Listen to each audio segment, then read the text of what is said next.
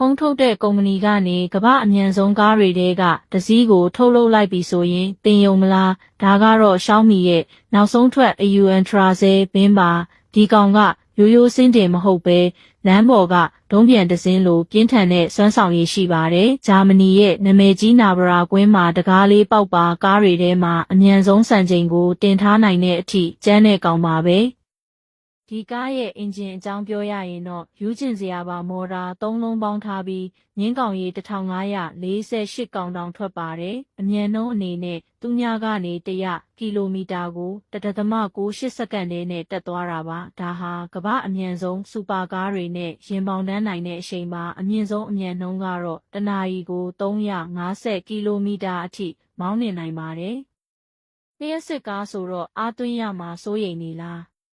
မပူပါနဲ့ Xiaomi ကဒီမှာ Hyper နည်းပညာသုံးထားလို့17မိနစ်တည်းနဲ့10ကနေ80ထိအားပြန်ပြည့်ပါတယ်။တစ်ခါအားသွင်းထားရင်ကီလိုမီတာ600ကျော်အေးဆေးမောင်းလို့ရပါတယ်။အတွင်းပိုင်းမှာလည်းကာဗွန်ဖိုက်ဘာတွေအေကန်တာသားရည်တွေနဲ့ပြိုင်ကားတစ်စီးရဲ့အရသာကိုအပြည့်အဝပေးထားပါတယ်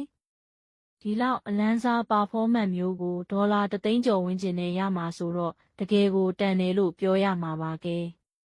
တငယ်ချင်းတို့ရောPorsche တို့ Tesla တို့ကိုထိုင်ကြည့်နေမဲ့အစားဒီ Xiaomi Ultra 7ကိုပြောင်းစည်းကြည့်ချင်လားကွန်မန့်မှာပြောခဲ့ကြပါဦးအခုလိုကားသစ်တွေအကြောင်းသိချင်ရင်တော့ကားချစ်သူပေကို follow လုပ်ထားဖို့မမေ့နဲ့ဦးနော်